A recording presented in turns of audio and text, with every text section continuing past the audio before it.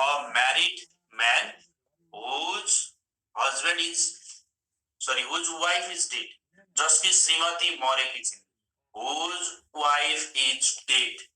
जसकी श्रीमती मरेकी छिन्. A married man whose wife is dead. A married man एउटा मानिस whose wife is dead. जसकी श्रीमती मरेकी छिन्. A married man whose wife is dead. जसकी श्रीमती मरिन्. त्यसलाई हामी के भन्छौं त? A married man whose wife is dead भनेपछि तपाईले बुझ्नु पर्यो. त्यसलाई हामी WIDOWER widower. A married man whose wife is dead like widower. Widower. A married man whose wife is dead. जसकी श्रीमती मरेकी छिन्. त्यसलाई हामी के भन्यौ? Widower. Widower भनेर भन्छौं है. A married man whose wife is dead. Widower. Widower. अर्को हेरौं. Widower. ठीक छ? Practice of having many wives at a time. धेरै श्रीमती हुने एकै पटक. Practice of having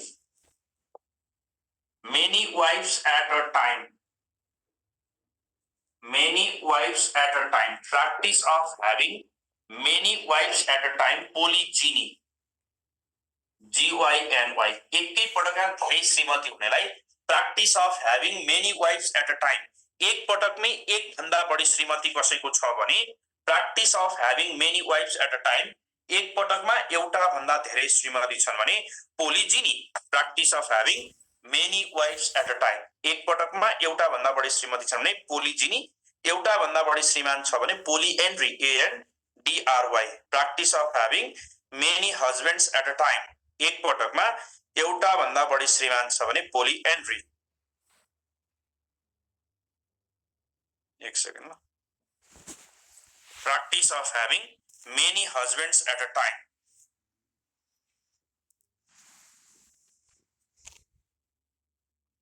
गर्नु पर्दैन, याद गरे मात्रै हुन्छ. तपाईलाई चाहिँ क्वेशन्समै हुन्छ. अब यो इन्स्पेक्टरलाई चाहिँ कन्फर्म गर्नुपर्छ. स्पेलिङ सहित कन्फर्म गर्नुपर्छ. Practice of having many multiple husbands at a time. एक पटकमा एउटा भन्दा बढी श्रीमान भयो भने practice of having many husbands at a time लाई POLYANDRY polyandry. Practice of having many husbands at a time लाई हामी के भन्यौ? Polyandry. Practice of having many husbands at a time. एक पटकमा एउटा भन्दा बढी husbands हुनेलाई हामी के भन्छौं? Practice of having many husbands at a time लाई polyandry. Practice of having many husbands at a time we call it polyandry. त्यसलाई चाहिँ हामी polyandry भनेर भन्छौं है. Practice of having many husbands at a time we call it polyandry. त्यो चाहिँ धेरै husband हुनेलाई polyandry. Practice of having many husbands at a time त्यसलाई polyandry भन्ने. ठीक छ? अर्को हेर्नुस्. A person who arranges marriage भन्यो भने matchmaker. A person who arranges marriage.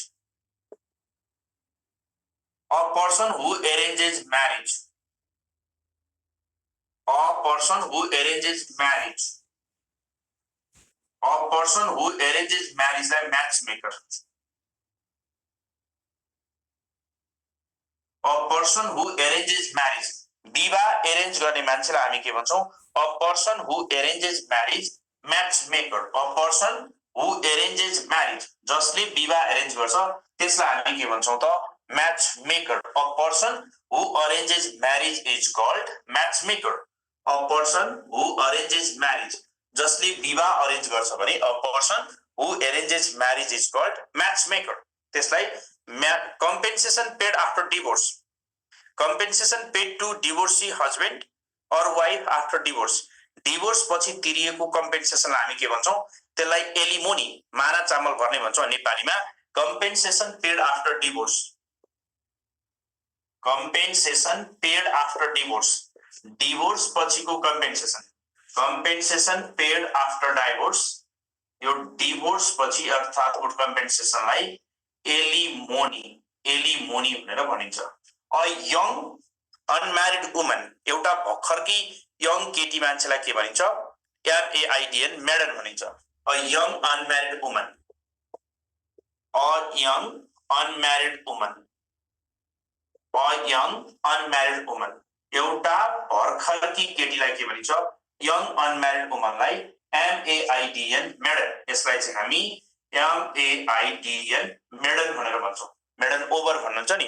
त्यसले a youth, a male youth, केटा मान्छेलाई हामी के भन्छौँ, ल्याड भन्छौँ, a male youth, a male youth, एउटा छोरो मान्छेलाई एलएडी ल्याड भनिन्छ, अ मेल युथलाई एलएडी ल्याड भनिन्छ भने a male youth LAD lad, a female youth, एउटा जवान फिमेल केटीलाई हामी LASS lad. Short journey, romantic short journey after marriage is called honeymoon, त्यो पनि कहिलेकाहीँ सोध्न सक्छ, romantic short journey after marriage.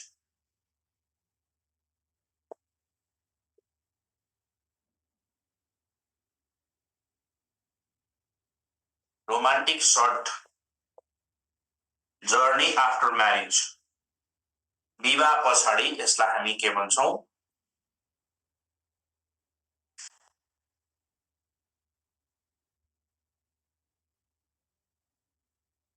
Romantic short journey after marriage honeymoon. त्यसपछि अर्को आयो, let's see next 24,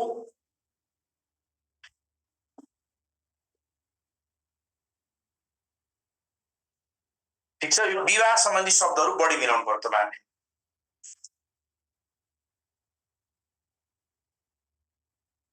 the state of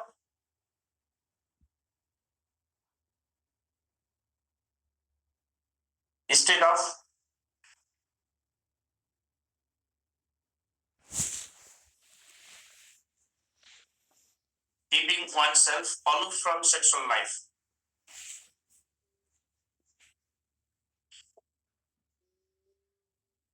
sexual life भन्दा बाहिर बस्नेलाई हामी सेलिबेसी भन्छौँ। मान्छेलाई सेलिबेट, अर्को चाहिँ ब्रह्मचारी अवस्थालाई सिएलआई बिएसयुआई सेलिबेसी भनिन्छ, त्यसलाई हामी सेलिबेसी भन्छौँ है त।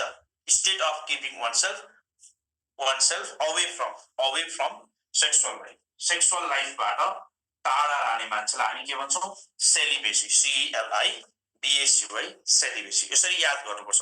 विवाह गराउने मान्छेलाई म्याच मेकर, विवाह गर्ने केटा मान्छेलाई ब्याचलर, विवाह गर्ने केटी मान्छेलाई अब विवाह नगरेकी केटी मान्छेलाई एसपिआइएनएसटिआर स्पिन्स्टर, विवाह मिलाइदिने म्याच मेकर हो। धेरै मान्छेसँग बिहा गर्नेलाई पोलिगेमी, दुईटा मात्रै बिहे गर्नेलाई बाइगेमी, धेरै अब त्यसपछि एउटा मात्रै बिहे गर्नेलाई मोनोगेमी, मोनो भनेको एउटा हो।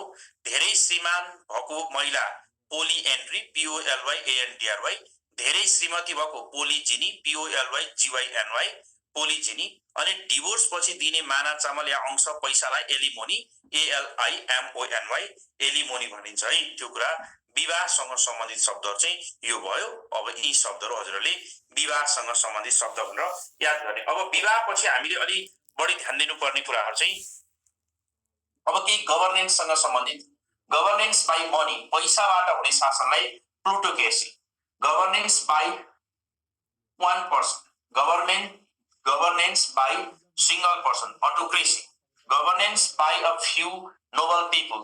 त्यसलाई अब हामीले केही गभर्नेन्सका टाइप्स अफ गभर्नेन्सको केही क्वेशन्सहरू अलि बढी सोध्छ। टाइप्स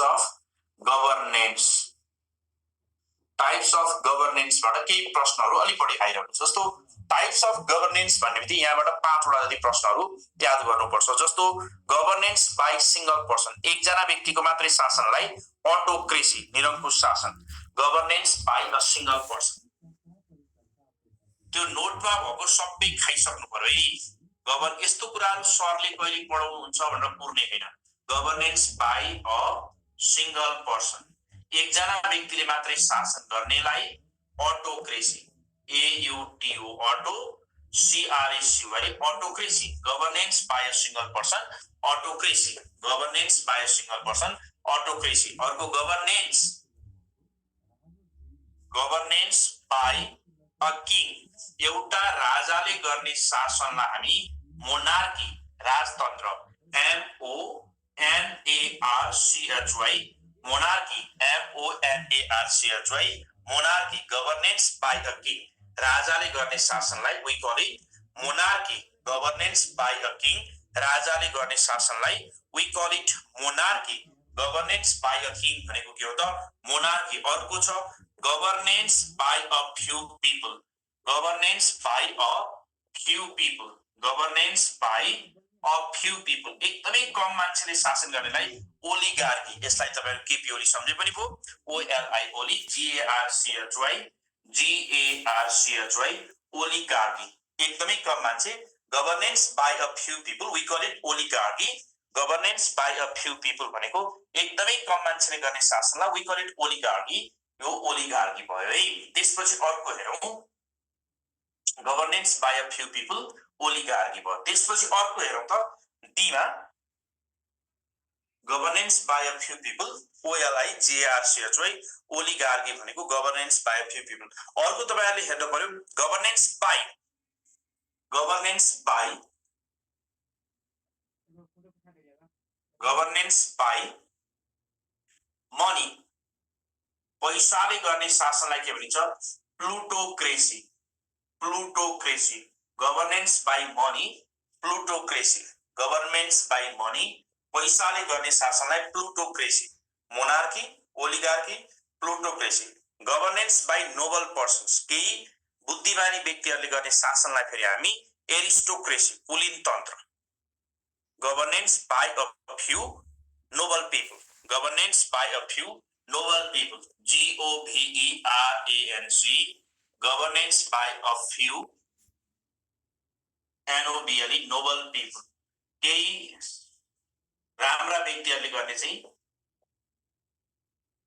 एरिस्टोक्रेसी, ARISTOCRACY, यसलाई भन्छौँ हामी aristocracy. Governance by a few noble people, केही राम्रा व्यक्तिहरूले गर्ने शासनलाई वी कल इट एरिस्टोक्रेसी। त्यो चाहिँ एरिस्टोक्रेसी हो। यो 5 वटा प्रश्नहरू जहिले पनि आउँछ। अनि गभर्नेन्स बाई पिपल, जनताले गर्ने शासनलाई democracy. Governance by people, democracy भनेर याद गर्नु पर्यो। Governance by people, democracy. Governance by people, जनताले गर्ने शासन चाहिँ वी कल इट डेमोक्रेसी। जनताले गर्ने शासन चाहिँ governance by people, we call it democracy. Governance by people, we call it democracy. जनताको शासनलाई के भनिन्छ त डेमोक्रेसी भनिन्छ है। अब यो पढ्ने स्टाइल नै यही हो। यसमा तपाईहरुले अरु कुनै टेक्निकले काम गर्दैन। एक एक गर्दै दैनिक रूपमा 10 वटा जति पढ्नुभयो, 10-15 वटा पढ्नुभयो, 20 वटा पढ्नुभयो भने त्यतिकै सकिन्छ। यसमा कुनै उ गरेर नै पर्दैन।